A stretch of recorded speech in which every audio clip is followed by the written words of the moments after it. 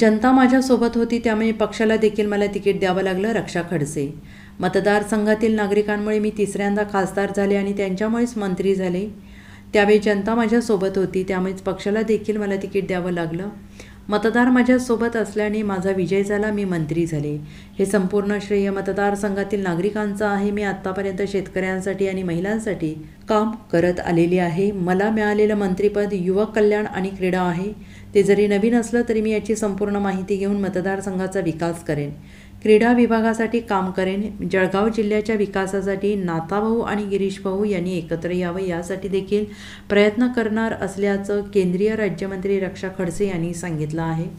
पण जनता ही माझ्यासोबत होती याचं मला जास्त आनंद आहे की माझं तिकीट हे जे मिळालं, मी आधी सुद्धा जेव्हा मला तिकीट डिक्लेअर झालं तेव्हा सुद्धा सांगितलं की आज जनता माझ्यासोबत राहिली म्हणून पक्षाला सुद्धा मला तिकीट द्यावं लागलं. कारण की आज जो काही सर्वे त्यावेळेस झाला की सर्वेमध्ये फिरून फिरून परत माझंच नाव पुढे येत होतं आणि पक्षाने पण ते मान्य केलं की रक्षा तुझं काम चांगलं आहे आणि कोणी काही जरी म्हणत असेल तर तिसऱ्यांदा तिकीट हे तुला दिलं जाणार आणि त्यांनी दिलं. आज पक्षाची पण एक आपण म्हणतो की खूप मोठा विश्वास पक्षाने पण तिसऱ्यांदा माझ्यावर दाखवलेला आहे. कारण की ही सोपी गोष्ट नाहीये.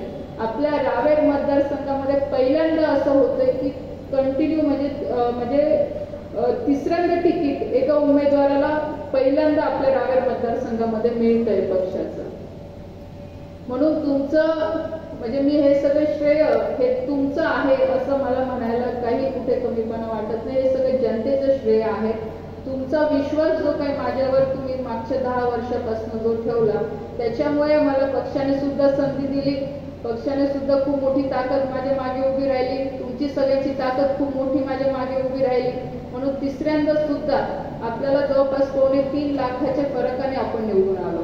कुठेही नाथाभाऊंचे वाद असतील किंवा गिरीश भाऊंचे वाद असतील, ह्या दोघांनी सुद्धा मी नेहमी माझ्या भाषणामध्ये सांगते की गिरीश भाऊंच्या बाजूने सुद्धा आणि नाथाभाऊंच्या बाजूने सुद्धा त्यांनी दोघांनी त्यांचे वाद कधी माझ्यापर्यंत येऊन दिले नाही किंवा मला त्याच्यामध्ये कधी त्यांनी टाकलं नाही.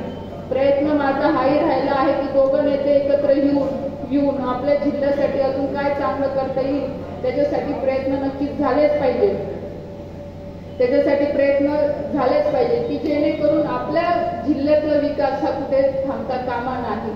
आणि म्हणून आपले आदरणीय पालकमंत्री महोदय असतील, आपले आमदार असतील, सगळ्यांच्या सहकार्याने येणाऱ्या पुढच्या दिवसांमध्ये कसं चांगलं काम भक्कम काम आपल्या जिल्ह्यासाठी आपल्या मतदारसंघासाठी कसं करून घेता येईल याच्यासाठी माझे प्रयत्न राहतीलच. Bureau report SBN Marathi, Jalgaon.